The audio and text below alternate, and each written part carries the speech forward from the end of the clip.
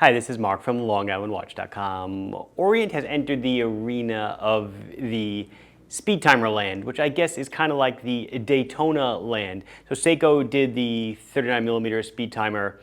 When did they come out? Probably about 3 years ago or so. And today, well, it's not today. I finally got them now, but probably at least a year ago or so, Orient introduced these RA-TX models, these solar chronograph models. They're just shy of 43 millimeters. They come in 3 delicious flavors, and we'll check them all out today. On my own wrist, I'm actually sporting a double squale day. It wasn't supposed to be, but on one wrist is my Montauk with the bracelet, because this Montauk version is discontinued. Will be replaced something later this summer, but I'm giving away the bracelet if you buy the watch now. Whatever remains in stock is what I've got. And on my other wrist, I actually just got more bracelets in, so I fit my 1521 polished with the bracelet. Looks awesome. Just a note, I did also just get in the blasted bracelets that fit all your blasted models, so you should definitely check those out as well. Let's see the Orients. So we really can't have this discussion without, bringing the Seiko Speedtimer, which is a recreation of a watch from the 60s, actually, into the fold. This is the popular SSC 813, and this is the new Orient that we're really here to discuss. But I just thought, maybe you want to see them, face to face, and just really quickly, just so you know, MSRP 675, street price of around 540 or so. MSRP of 440, street price of around 320. So over $200 cheaper than its counterpart. Both have sapphire crystals. This guy actually has a higher water resistance rating of 200 meters and a screw down crown versus 100 meters. So from a value standpoint, the Orient, as usual with a lot of watches, Orient delivers value. I will say the dial on the Orient does have a tinge of silver in it, whereas I feel the Seiko is more white. But both watches are certainly not getting their light through the dial. They're getting them through the subdials. The subdials are certainly semi-translucent or so. They are allowing light through. The solar pickups are on the far side. Let's go with the Orient. So these are the Orient, I don't know, are they like Mako solar chronographs? They definitely have a Mako-esque bezel, sort of a Mako case, definitely a Mako bracelet. But, oh, by the way, bracelets.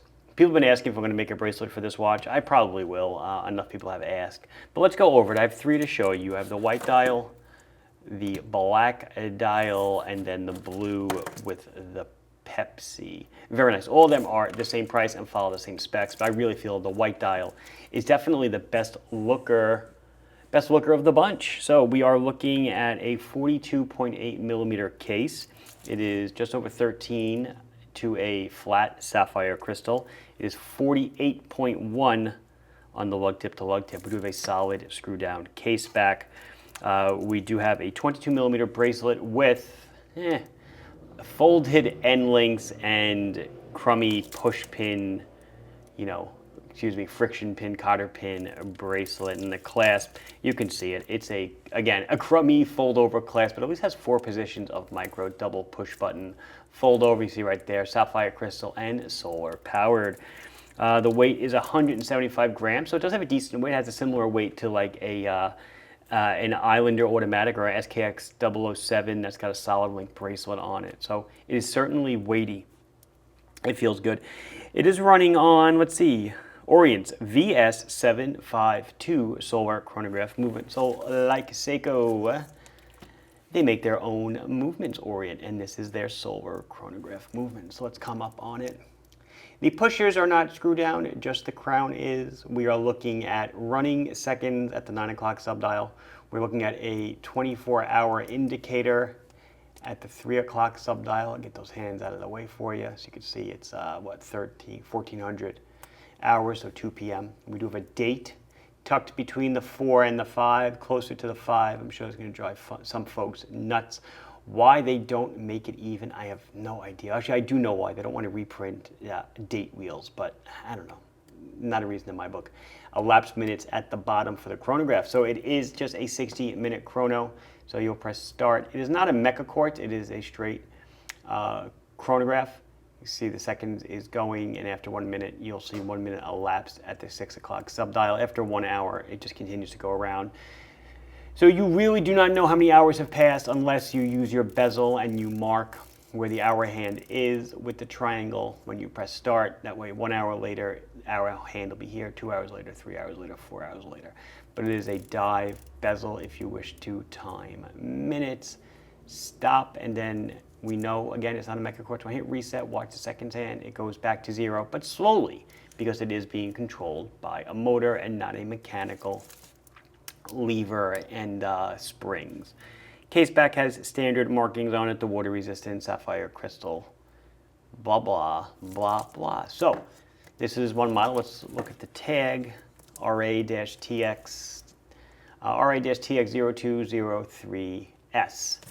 And then you just change a couple of the last digits, and you look at the black one. This is the 02B. So it's a black dial, black bezel, red accenting seconds hand, chrono hand, and red accenting minute hand for elapsed minutes.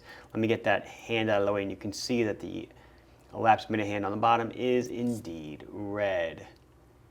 Movement in Japan. Orient does make all their movements in Japan, something that has been true for a very long time. And a nice looking watch. Again, definitely very, very Mako inspired. And then the last one I want to show you is the, what is it, the 1L, I think? Yeah, here you go. It's the 0201L. That 10B at the end, those are like distributor codes. You can have the same watch. Those last 3 digits can vary, it doesn't matter. As long as you are looking at an RA-TX0201L, they are all the same. So here's that blue dial with the Pepsi bezel, and again we have the red accent on the elapsed seconds and on the elapsed minutes. I am going to do a wrist and a loom, but actually first, you know what I'm going to do? I'm going to just bring I should have a Mako lying around. Let's just bring one up really quick. There you can see the similarities side by side. Here's a Mako 2 in my left hand and the new chrono in my right hand. So they use the same bezel with the tabs that come in that make it impossible to make aftermarket inserts for them in anything but aluminum. But yeah, definitely a ton of similarities there. So here we go on my 6.5, 6.75 inch wrist. Above the bone or below the bone at 48 on the lug to lug. It is, of course, going to fit me just fine. Really nice looking watch. I do wish the dial was a little less silvery on the quote-unquote white one, but still a nice watch and a great value proposition next to the Seiko for sure. And there we go with the loom. Very easy to read. There is no loom on the elapsed minutes for the chrono, but there is loom on the elapsed seconds for the chrono. I think that's actually kind of interesting. Very odd decision, I think. But other than that, easy to tell the time in the dark. Loom pip at 12 looks great. And I think that's going to wrap it up for us here today. This has been Mark from logoutwatch.com showing you 3 of the new Orient Solar Chronographs. Well, new to me, maybe not that new to you, but hey, it's my video. Please like the video if you enjoyed it. Subscribe to the channel if you have not done so. Questions, comments, anything else you want to say, put it down below, and I'll be sure to address it as soon as I can. Thank you very much for watching. Bye-bye.